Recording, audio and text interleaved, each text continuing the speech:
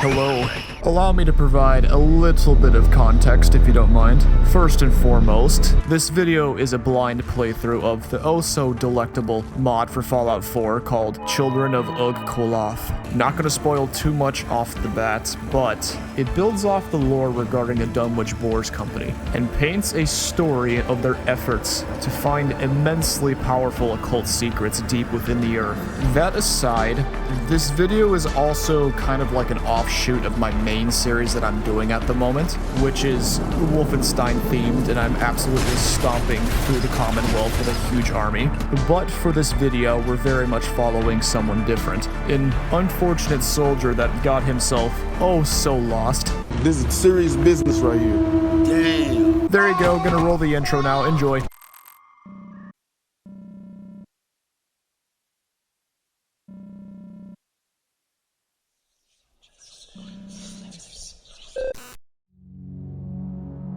Good. Thank you for seeing me. As you know, the Western Front will launch soon, and the supply of troops is growing quite thin. I will be personally commanding the army for the invasion, but I am making a special decision to reassign you in your squad. Reports tell us there is a key location with potential occult Eldritch technology and artifacts. A scientist believes this can be used to manufacture advanced weaponry to reduce the number of soldiers for the upcoming Northern Front. If everything goes according to the plan, your assignment should be complete by the time the Western invasion is complete. Good luck, and do not let the Empire down.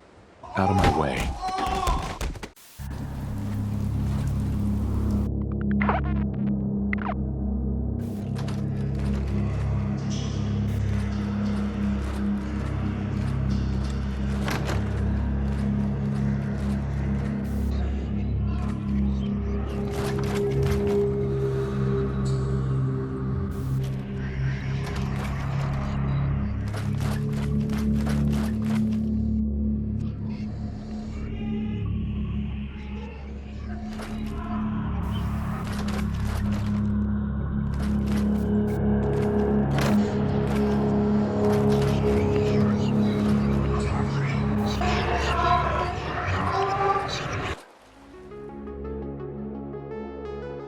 After awaking from a strange dream, you will be filled with an immense enticement to follow the voices that now inhabit your head. We are driven to a very specific point on the map, which finds itself in the glowing sea, of course, of all places, and coincidentally, this is the exact place we were tasked with exploring. There is a tenebrously thin line between schizophrenia and good insight, but regardless, there is adventure to be had.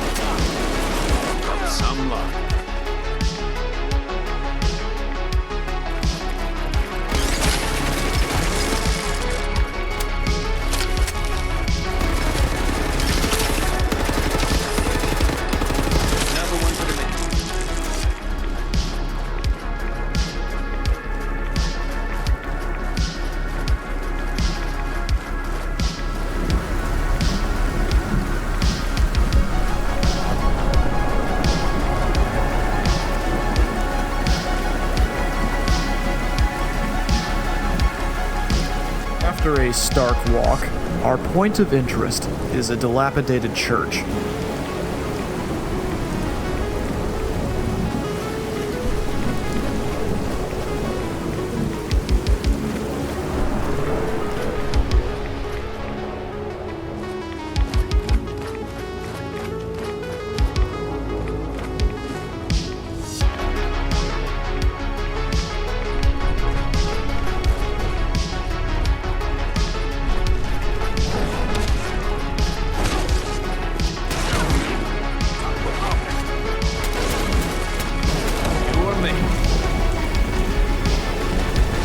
Deathclaw aside, to say the entrance is ominous is putting it lightly.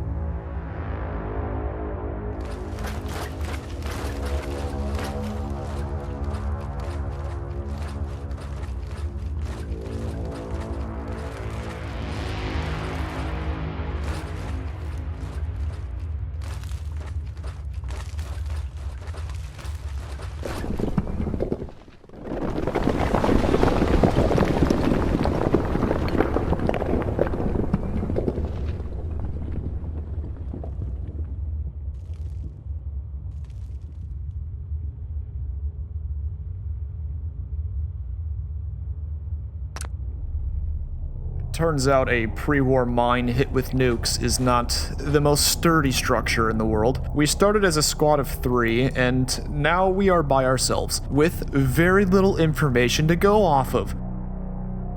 Let's go ahead and begin.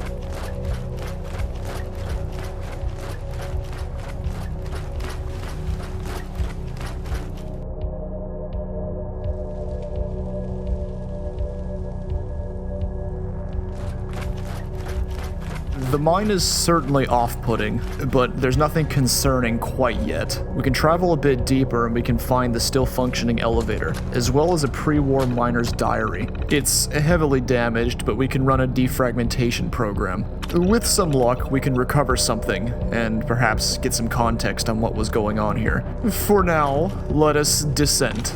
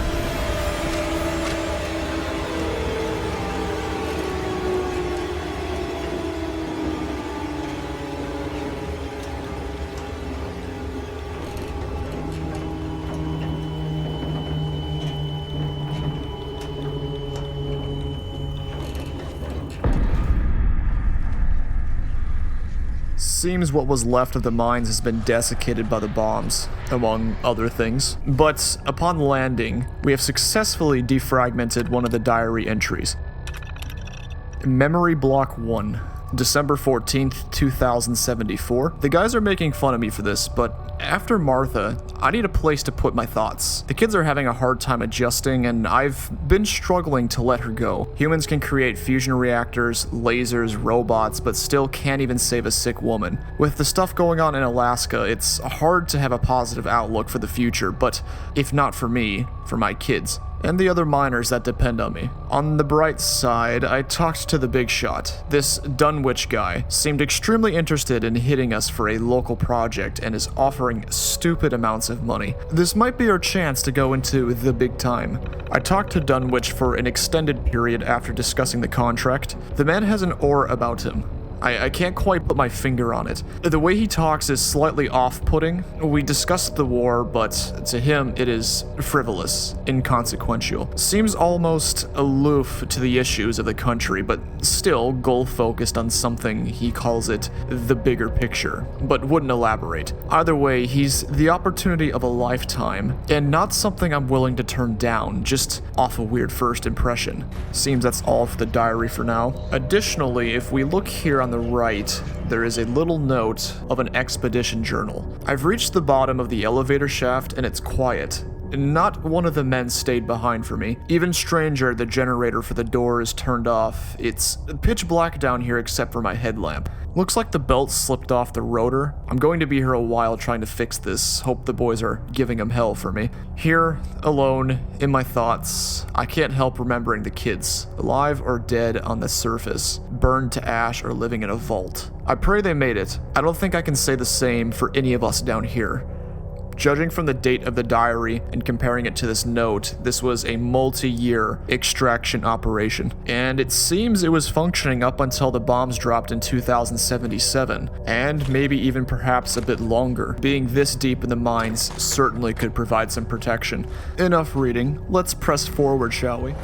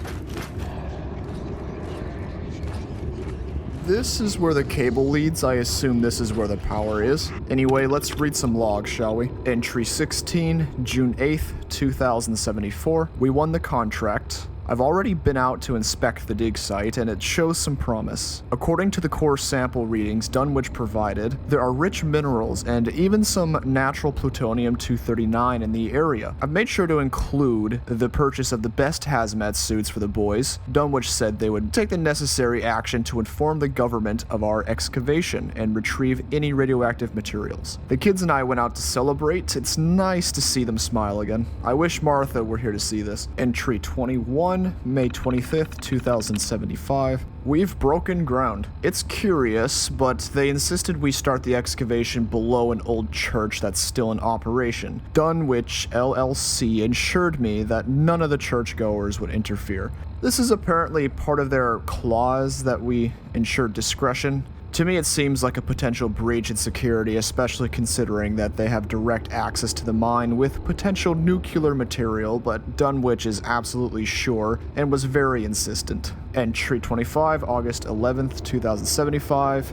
Dunwich sure is a charismatic fellow, but also excruciatingly private. Since working with him, he comes to the dig site very regularly to check in on the progress and talk to the miners about anything they found. He's always holding the same object in his hand, a pyramid-looking thing. When I asked what it meant, he simply replied with, "Everything." Perplexing to say the least, but who am I to judge? He pays the bills.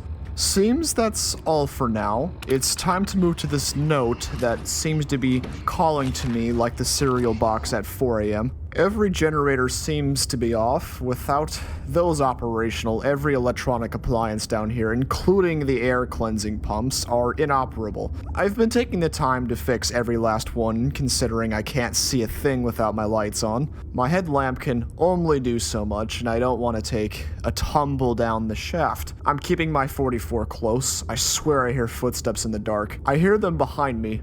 But when I turn, nothing is there. I'd say I'm losing it, but 2 of my own are already dead.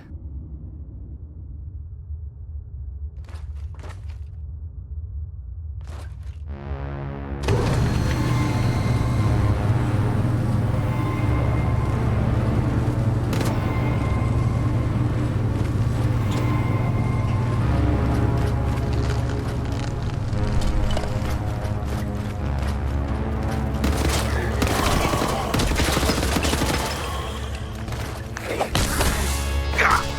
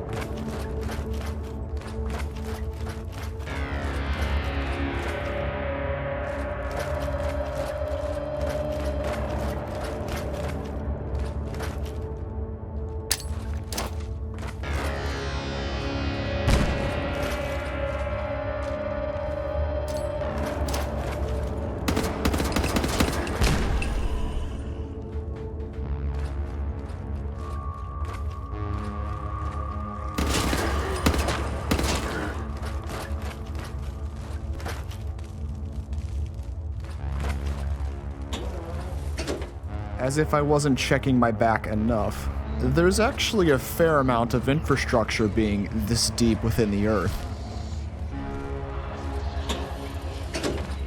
Anyway, another note.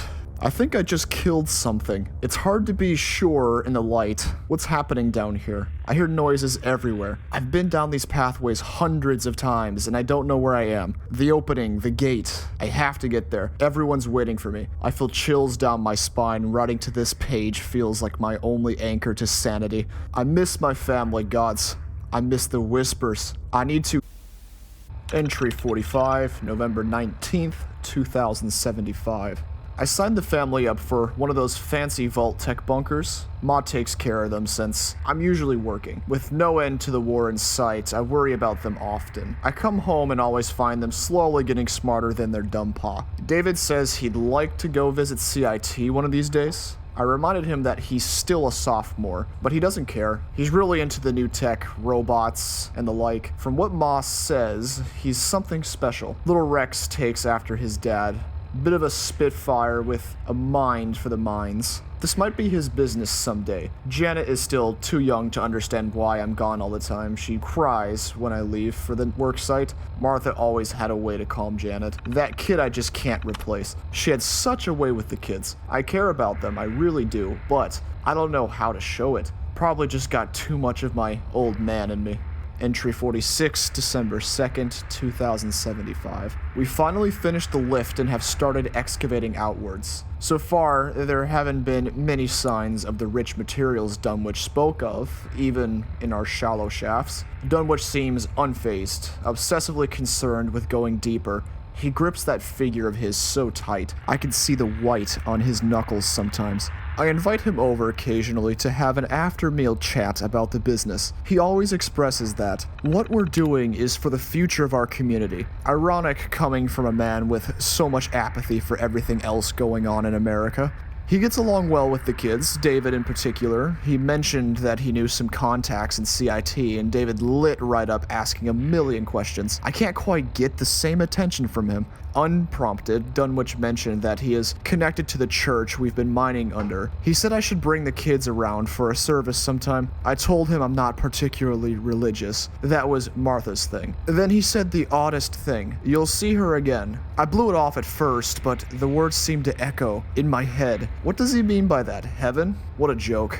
Entry 46, February 8th, 2076. The boys say that they might have found an ore vein. Finally, a strike of luck. I was worried we weren't going to find anything down here, despite the reports. When I gave the news to Dunwich, he seemed surprisingly gloom and uninterested. What kind of man pays a fortune digging a mine without caring about the returns? Anyways, we all went out as a group to get some drinks, raise some hell, and celebrate.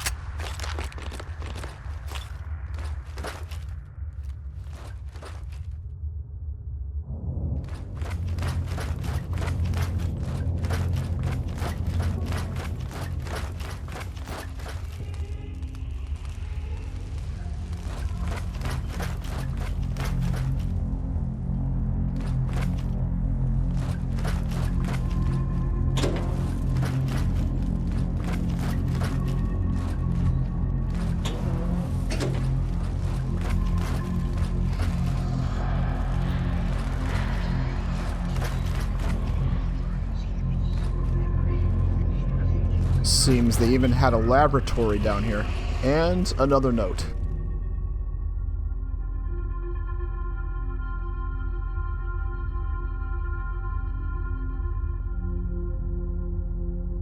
Well, it seems this note was a little incoherent.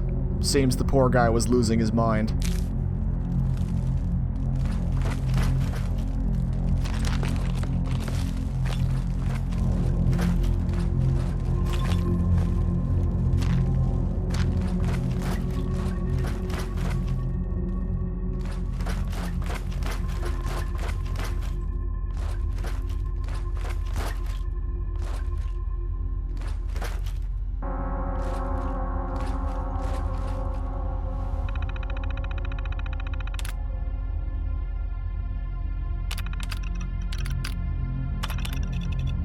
April 11th, 2077. This is the same year as the bombs dropped. Dr. Brown, senior geologist of Dunwich LLC. This is my first official log. The equipment is deplorable, the food is canned, and they have me writing logs on the generator terminal. Alas, it will have to suffice. The first samples have arrived, and they are intriguing. Dunwich mentioned some unique materials may be falling into my hands, and my team is to study them thoroughly, determine their properties, and assess their potential. August 9th, 2077, Dunwich LLC report. Miners are reporting fatigue, headaches, even visions from contact with some of the new material we are interacting with. We assured the fellows that this is simply the long hours underground. Their doubt was obvious. In my studies, I have found the materials rather harmless in their original form. They provide interesting effects to humans that are potentially useful in...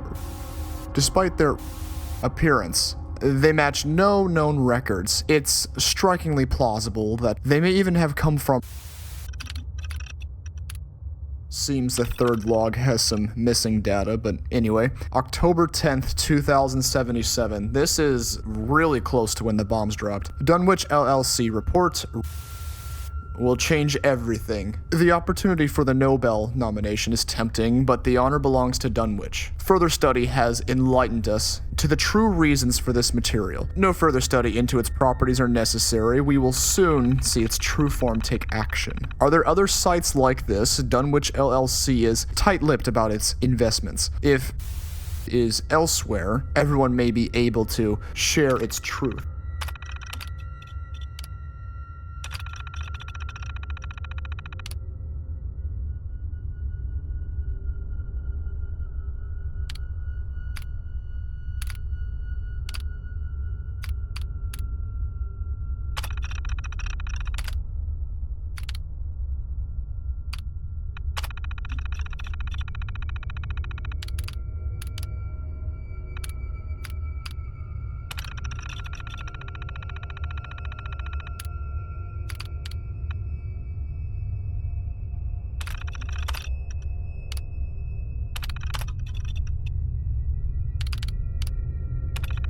April 29th, 2077. Experimental trials have quickly been bearing fruit. The black material we are dubbing Ug-Qualtoth is abnormally heavy and rather dense for its size. Its molecular structure bears no resemblance to any elements on the periodic table. Under microscopic observation, small veins cross through the rock. These veins visually resemble that of the vascular system. Like some metals, the rock gives off vapors that are either trapped or produced in the interior. They flow through the vein-like structures and evacuate any terminal exits. I am currently in the process of capturing these vapors for further study. Cracking or breaking the rock, which is widely variable based on the internal structures, releases giant plumes of the vapor which appear green in coloration. Exposure to the gas had no obvious immediate effects. Edit. Some samples seem to differ greatly in tensile and shear strength. They appear similar in molecular structure, but upon applying force, their tolerances seem to vastly change. Observing the vein structures, they organically seem to form stronger bonds. More study required.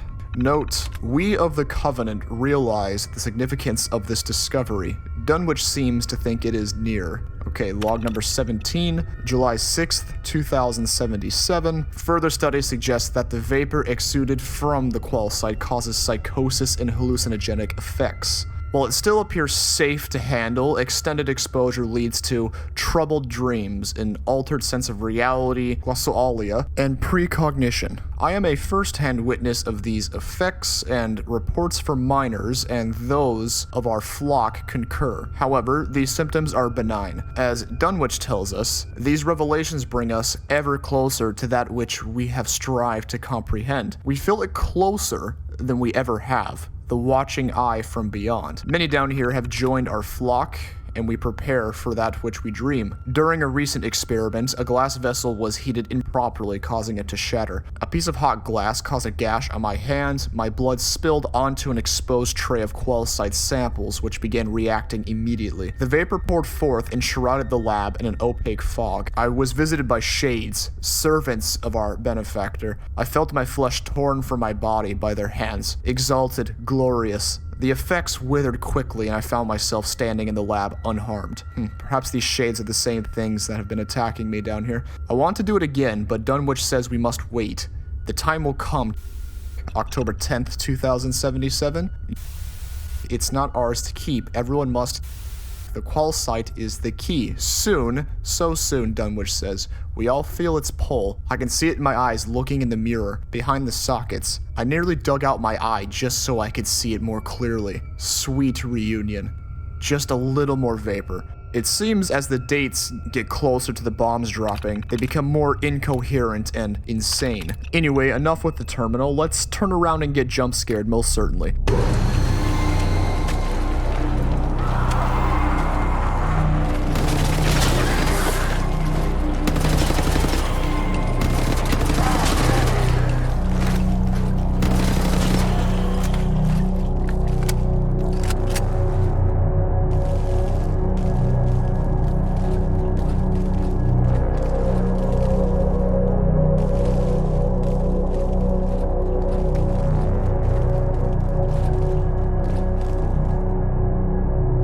Why has this happened? They're all gone. Scraps of food are all that remain. The rest they've taken inside. Did the earthquake scare them off?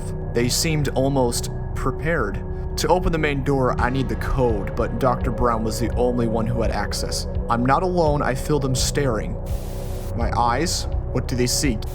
Code. What is the code?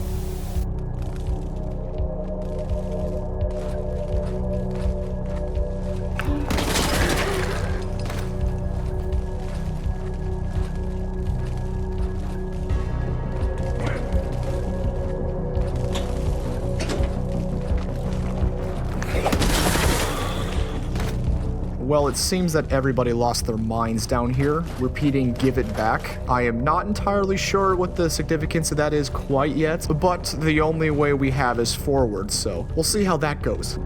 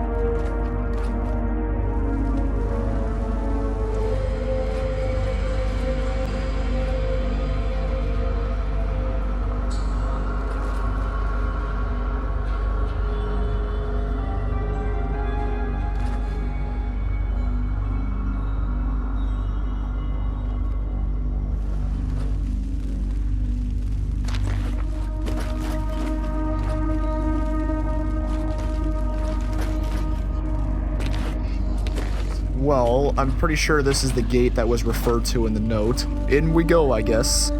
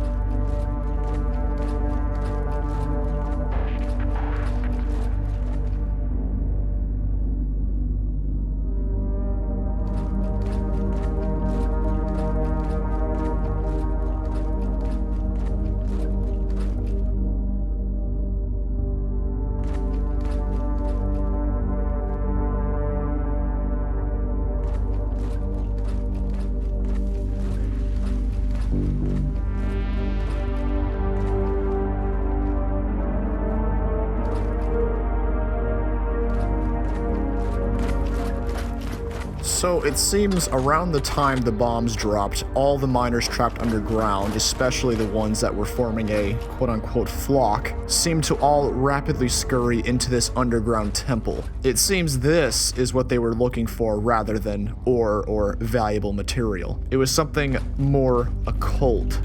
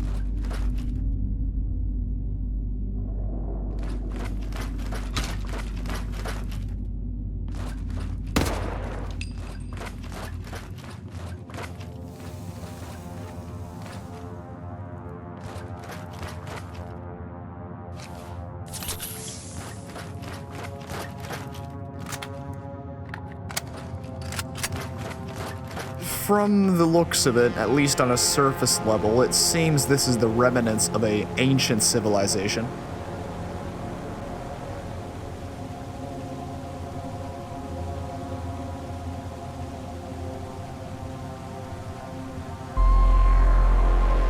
So now I'm quite curious. Let's press forward.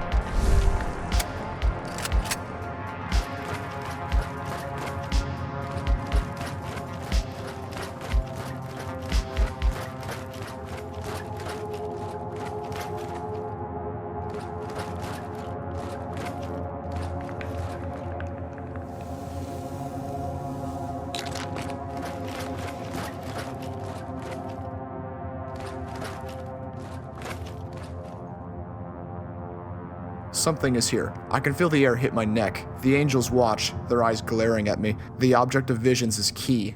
With one's possession, the door will open.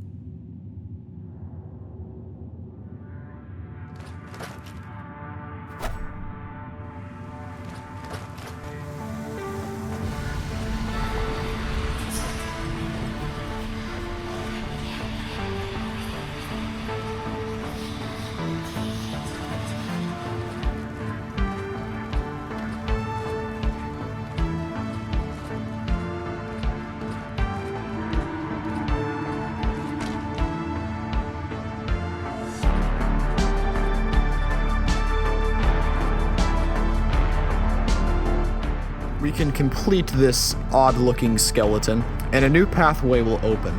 This path is absolutely littered with bones. It seems this is some sort of mausoleum or crypt. We most certainly aren't alone down here. And to make matters worse, this reserve of ammunition is running quite dry. We'll see how long that lasts.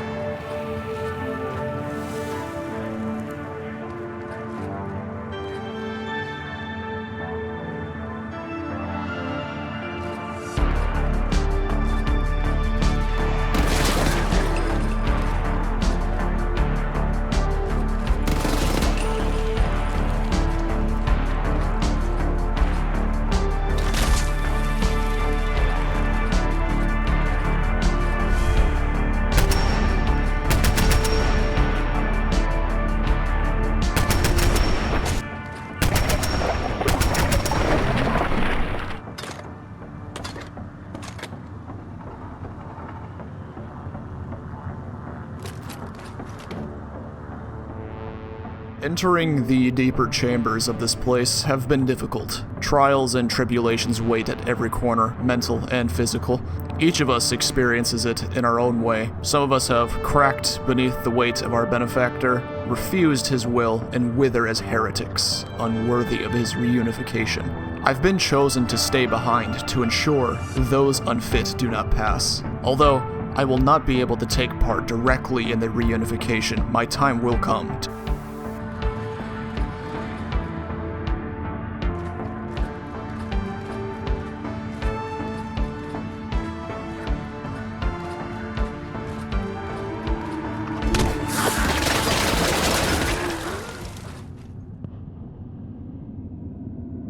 Dunwich approached me in private and asked me to do something for him, or at least I think he did. Strange as it sounds, I don't remember doing the task at all, but I know it's done. It's like a dream. I have small flashes of recollection, but not enough to piece together anything concrete. I remember holding a triangular object in a place with a ritual circle. On the right side of the room, a way opened for me. Spheres gathered and Dunwich's instructions repeated, not words, command, return. An insatiable urge to return something. In my mind, the gathered spheres flew from their origin to the surrounding darkness. My legs moved without my command to 3 locations. In a flash, I saw an elder's bones awaiting rest in the hall of the ancestors, pillars reaching into the sky. Under the elder's watchful eye, a door revealed itself to me, responding to the call of the key's bearer. There I returned another of the spheres. In the next location, I walked along the bank of the ancient aquifer. Obelisks flanked the following waters. As I walked near one of the walls, it receded and tucked away. I returned the sphere. In a final place, I was ascending a spiral staircase. We had just finished excavating. Everyone was gathered, blood trickling into the crevices. I returned the sphere to its altar. I asked Dunwich about this task later, and he ignored me or talked past me. Survivor, undo this one's work. Your birth and or death, I can't remember which he said, is yet unspoken. What is that supposed to mean?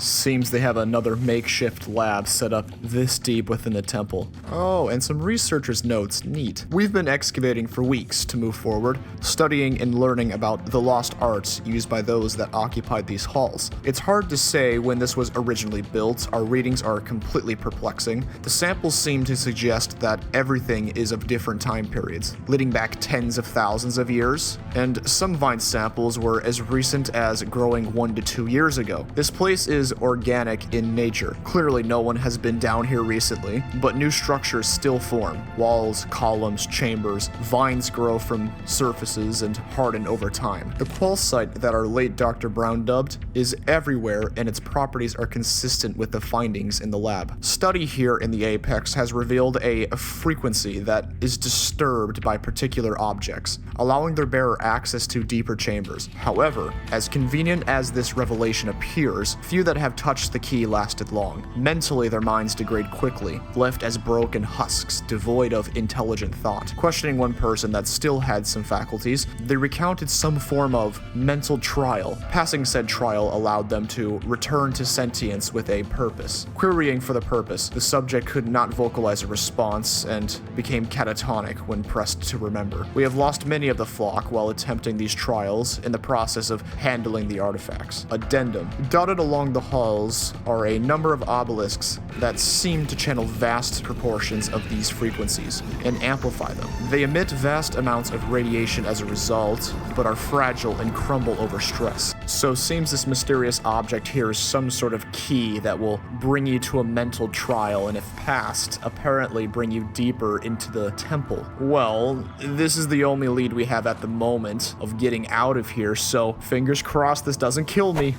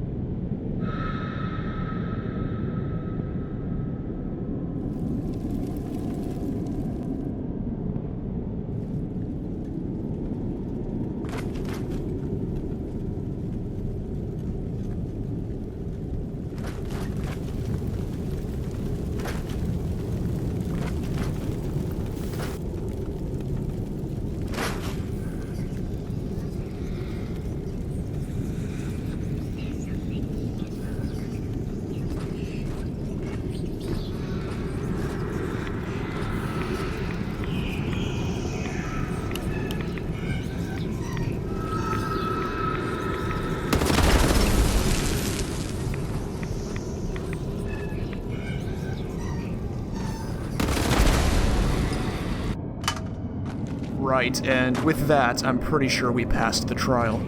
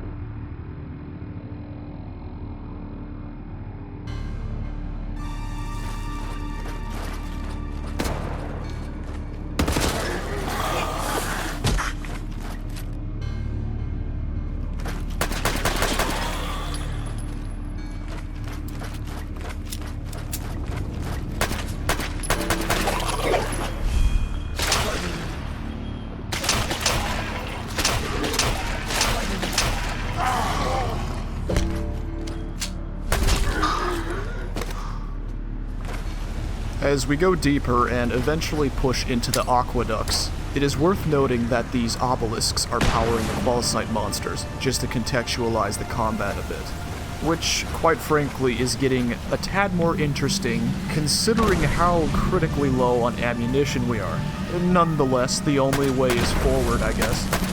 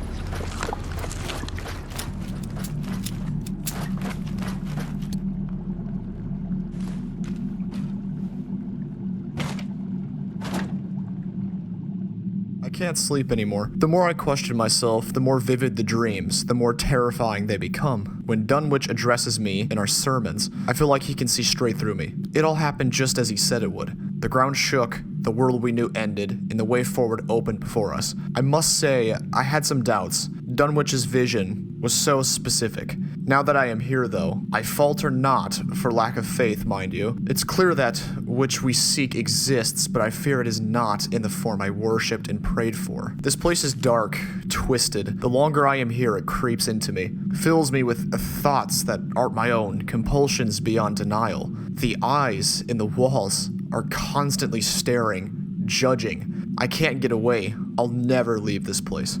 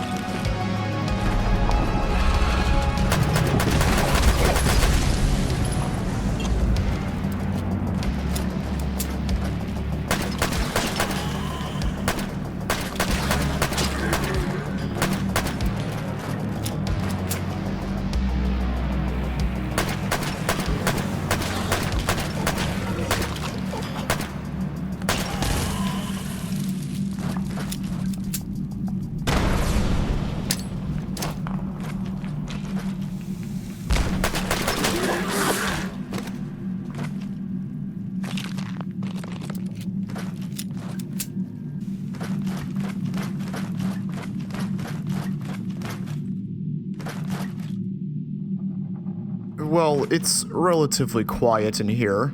In the midst of all the fighting we've been doing, a few diary entries have been defracked. I suppose now is a pretty decent time to read them. Memory Block 4, Entry 55, June 21st, 2076. Dunwich seems horribly dissatisfied. He talks calmly, but there is contempt just beneath his words. We've been following the ore vein and extracting precious metals, while he continues to advocate for burrowing in a different direction. I've been a miner for over 30 years, and never seen someone as determined about something so specific as Dunwich. He keeps a representative on site at all times, and new miners are slowly integrating into my trope. I swear I recognize some of them as members of the church. They get pulled aside for individual briefings and new assignments. When I ask them about it, they give unsatisfying answers, or refer me back to Dunwich. The new people are pretty inexperienced. They need our guidance because they aren't accustomed to mining work. They don't have the training required to do this job safely. We've had several collapses since they started due to improper support structures and reckless drilling. Dunwich may be paying us hand over fist, but he's endangering my crew. This won't go unchallenged. Entry 60, August 5th, 2076. I invited Dunwich to my house for supper. We shared dinner, but I was anxious to get to the issues at hand. I sat Dunwich down and we had a heart-to-heart. He admitted that he may have been pushing the envelope, introducing all these people fresh to the profession. When I asked him about the new tunnels, he said that he got intel from core samples containing a material called ultracite. I've heard about this stuff from a crew down in West Virginia, and it's extremely valuable. As of yet, the market for ultracite is untapped. I asked why he didn't bring this to my attention earlier, and he just didn't want to suspend my current operations for a potential wild goose chase. I still feel pretty skeptical about this answer. There's more he's not telling me, but this vein is starting to dry up, so I don't mind taking a dive at the ultracite. His demeanor took a complete 180 as he shook my hand excitedly. As an odd side note, Dunwich offered to wash the dishes. I tried telling him that the Mr. Handy could handle it, but he insisted. Dunwich asked me to hold his dark stony figure, the thing he clings to 24/7 like it's sewn to him. I found myself inspecting it for some time. The material, it's unlike anything I've seen before. Almost glassy like obsidian, but heavier than you would expect.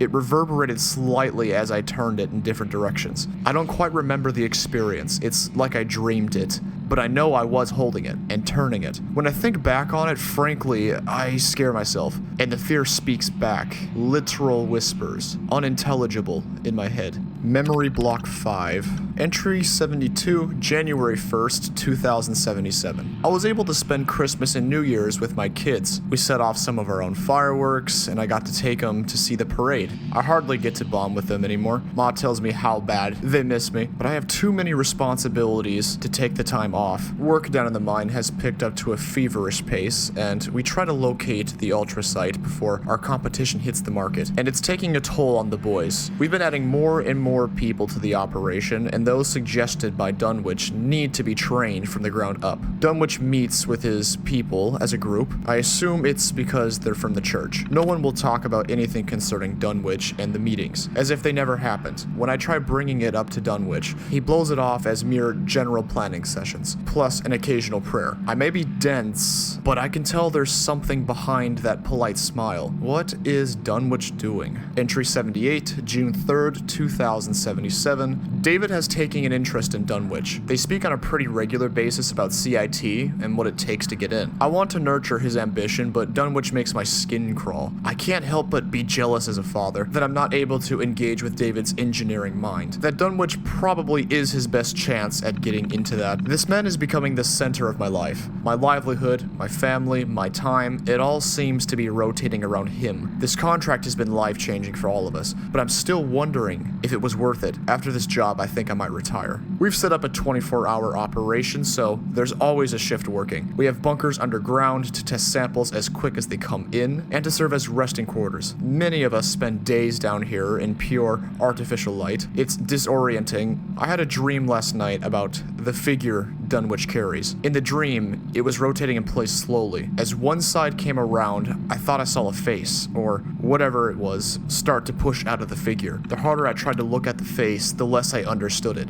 until it finally dawned on me as my own, and I woke up standing next to my bunk. I need a cold shower. Block 6, Entry 90, August 20th, 2077. I was doing my rounds and stumbled across John swinging a pick helplessly at a rock face while off his shift, muttering unintelligible words. I tapped him on the shoulder, and he startled awake. He stared through me, face white as a sheet, eyes bloodshot. I offered to help him walk back, but he was adamant that nothing was wrong. Just cooked from being underground for so long, boss. I sent him home. Something about the look in his eyes reminded me of the figures in the dreams. Entry 93, August 3rd, 2077. The dreams, if I can even call them that, are getting worse. I see it behind my eyes, the figure. I see people standing around it, smiling. My wife, my kids, my friends. Dunwich. I stare into the figure and it fills my vision until everything is black. In the darkness beyond, there is something unknowable. Deafening whispers assault my ears. My blood screams, give it back. Sometimes, when I wake up, I'm drenched in sweat, standing pick in hand, staring deep into the same rock face. I consulted a Dunwich LLC psychologist suggested by one of the boys. The psychologist is waving me off like it's nothing. We tried some hypnotherapy. He gave me a prescription and told me to come back next week. Chalked it up as overworking. Are we a joke to these people? We're all having nightmares down here. I checked every air vent for circulation, tested for contaminants, mold, radiation, gas leaks, but the readouts have all been fine. What are we doing down here? We just keep mining, but for what? Where is this ultra site? Entry 97, October 22nd, 2077. Spent time with the kids today. Halloween is right around the corner. David and I went out with Dunwich to practice driving stick for the first time. He told me about his first girlfriend, one of the new miner's daughters. They've apparently been dating quietly for the last month or so. Apart from that, she also enjoys going to Red Sox games. We discussed costumes for a little while. I know David's getting on in age for that kind of thing, but I figured I'd ask anyway. He said he'd be shedding his skin for Halloween. Dunwich just kept smiling politely. I forget what happened after he said those words. Strange. When we got home, Dunwich and I carved pumpkins with Janet and Rex. I haven't been able to be the father I want for them. Regardless, they hopped in my lap and let me carry them to bed. Read a bedtime story like I'd been there all along. I won't let them go.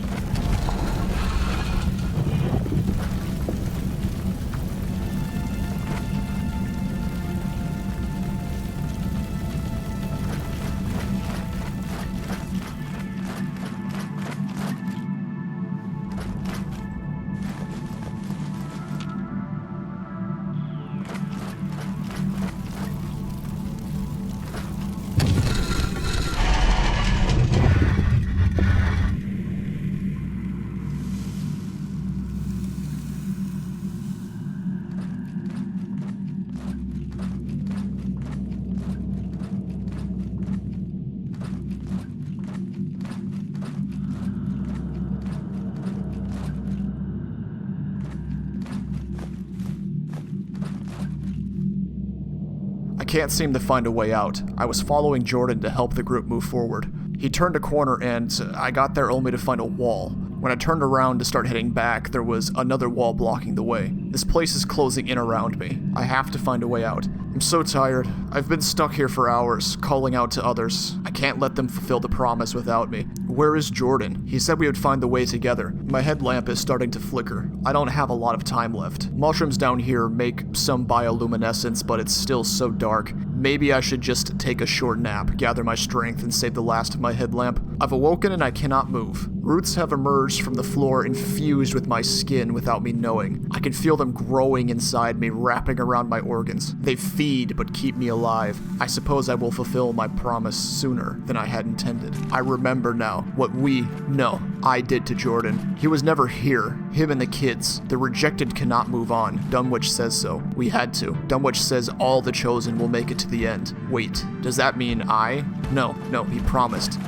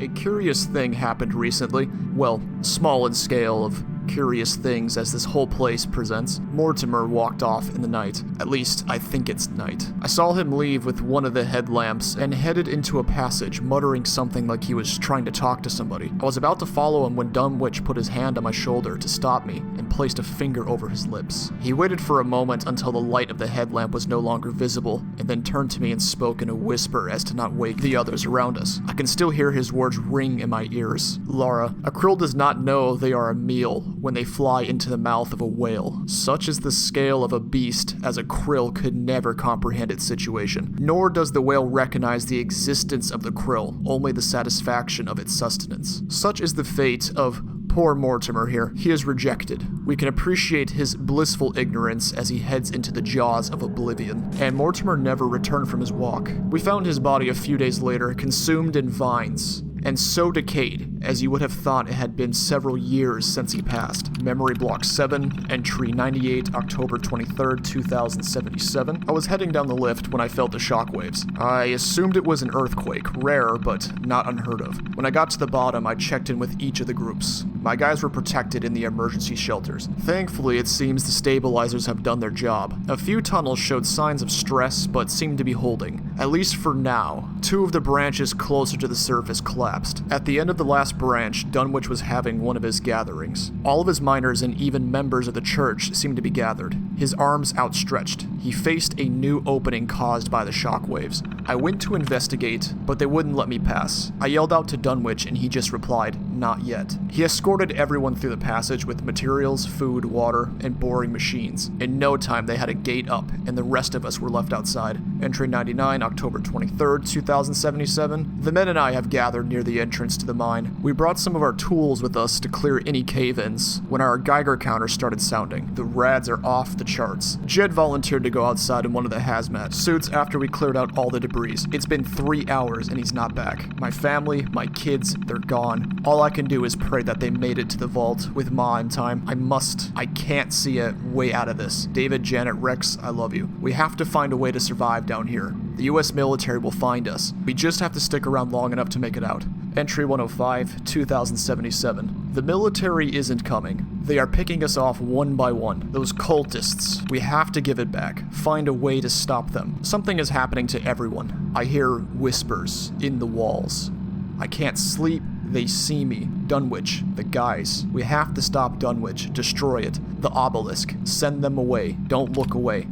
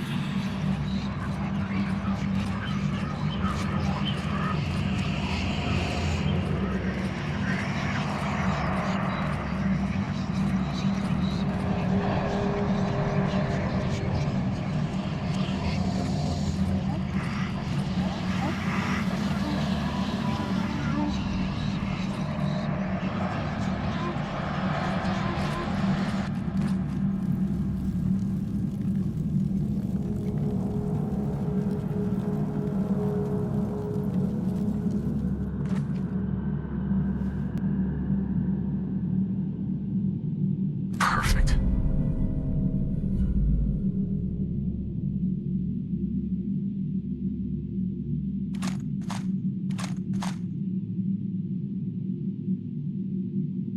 February 25th, 2073. Dear Frank, I know this has been so hard for you. I'm responding well to the treatment, but we both know that it only extends the inevitable. This isn't curable, and I won't get better. I've asked that this be delivered after I'm gone to bring some solace in your dark days. You are my best friend, and we've grown into a beautiful family. You've always been reliable, and maybe he's never told you, but David said you're his hero. The kids look up to you and see the hard work you've been putting in to keep food on the table and pay for my treatment. I know Mom will help when I'm gone. Let her know I appreciate her and feel so thankful she invited me into her life. Make sure Rex washes his hands. He's always in the dirt. Knowing his father, I know he'll be a miner one day. Janet comes off as a soft soul, but she has some grit. She's already beating me at blast radius. I would have loved to see her become a young woman. David is so smart, and I know you two don't always see eye to eye, but try to meet him halfway. He'll understand one day when he has his own children. The war has made everyone go mad with fear, but you've always been steady. I know you've been struggling, these dreams you've been having, the whispers, the darkness. You'll get your breaks someday, and our family will prosper like you always wanted. Find time for yourself, and don't be afraid to move on. I love you, and I'll miss you until we are reunited.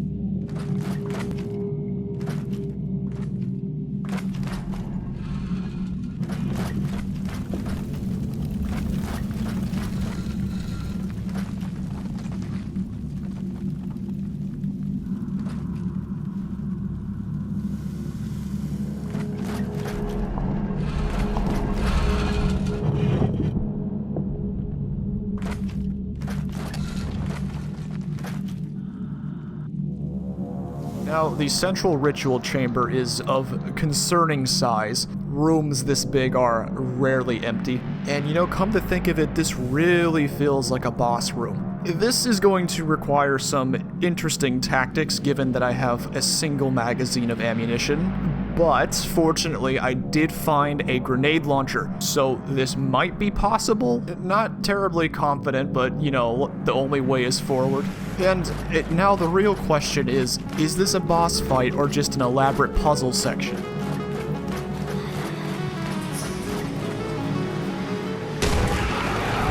There's your answer.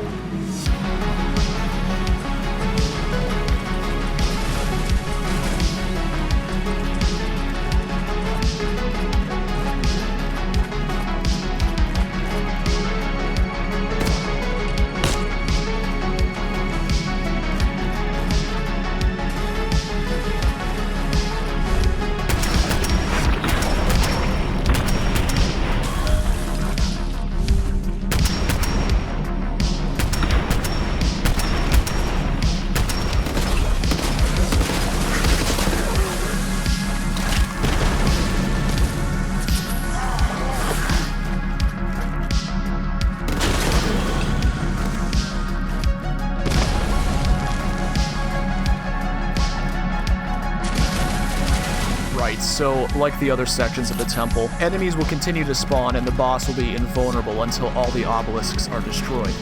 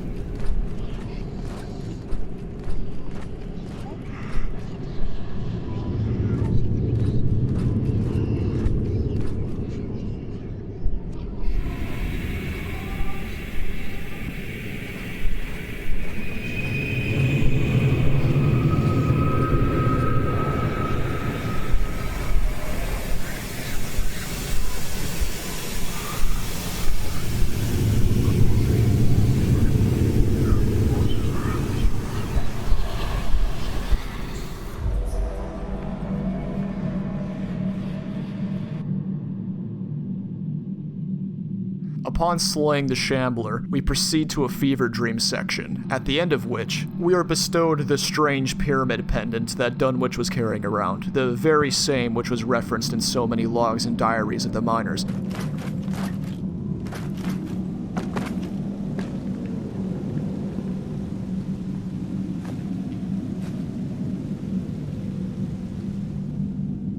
Finally did it, the apex. Judging by the design and the number of remains, this looks like some kind of ritual pit. Some important features of the room seem to be missing. Plinths lay barren where I presume some of the obelisks used to stand. We've lost many of the flock on the journey here. Some gave themselves up of their own volition. Others needed some more direct coercion. There was simply no other way. Our essence feeds this place, and it responds in kind. Gaining entrance to this chamber was unique. Despite some errant attempts to open it through similar means to the passages before, they all met with failure. Dunwich instructed us just to wait, and the solution would present itself. The solution Dunwich spoke of finally arrived after days of prayer. He emanated a unique aura, complete ignorance, a lamb to the slaughter. His mind was a shell, void of all but our benefactor's wish. Dunwich spoke of this man with pity, and a small penchant of reverence. His ignorance was a rejection, but his fall was to be our salvation. His blood alone satisfied the stone and allowed entrance to the apex. What makes it different, I wonder? Unfortunately, I don't believe there will be any time for study. Something has changed in the rest of us. My skin itches incessantly and has been peeling. My hair is falling out. Dunwich has sat himself at the center of the room. He's pristine. His aura commands this place and reaches out. We all dream the same dream. A circle in the center. An eye looks from beyond, filling the void between our bodies. Hands held, our forms merge into something else. I'm drawn towards it. Give it back. Many have already sat around Dunwich in prayer. Their blood pools in the crevices of the stone. I will soon join them. Right, so I can only assume that's what produced the shambling horror we just took down.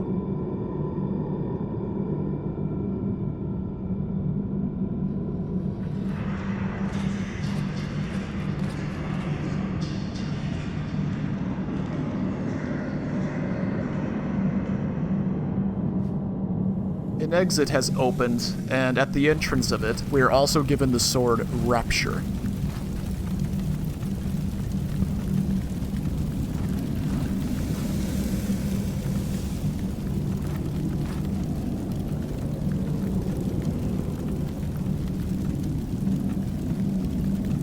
Hell yeah. This is a immensely powerful sword, very similar to Krem's tooth.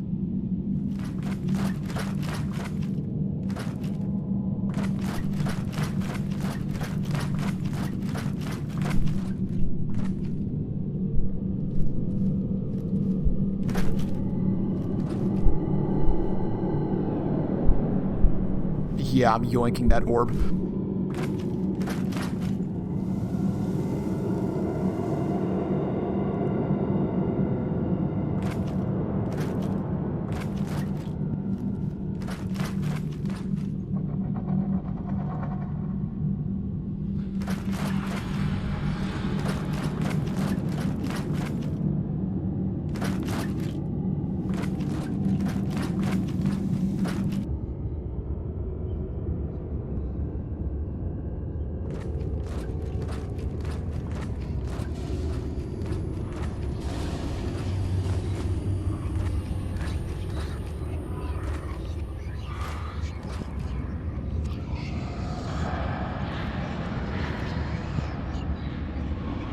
Perfect.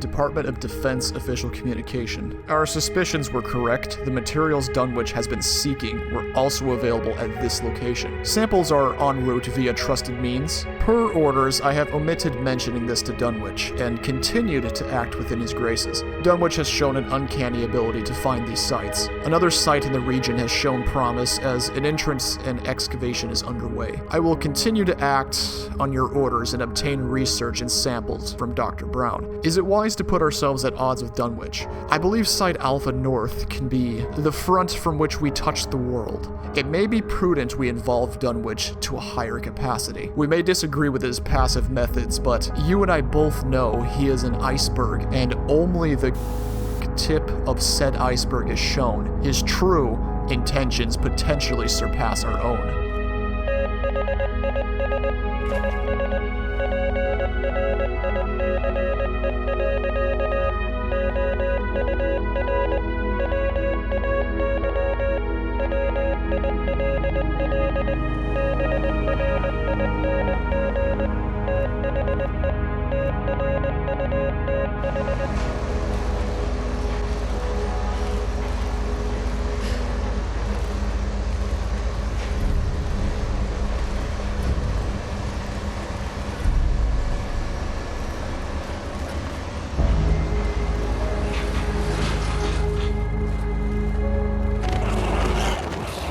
Fuck's sake, mole rat ruining my shot.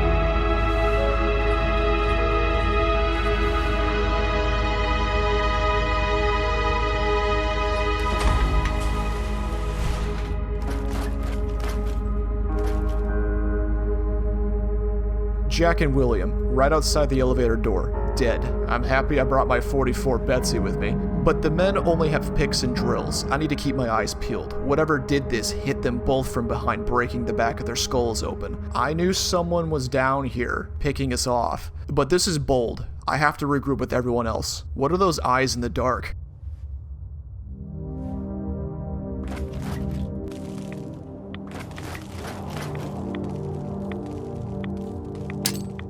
Fuck you.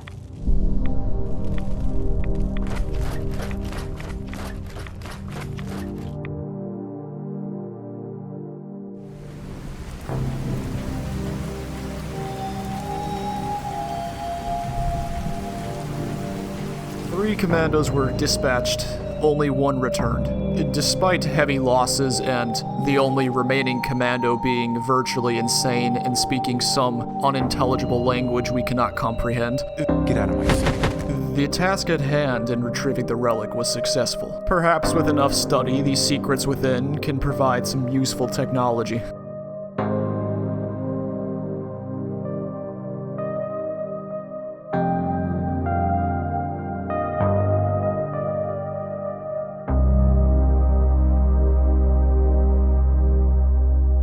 Get out of my sight.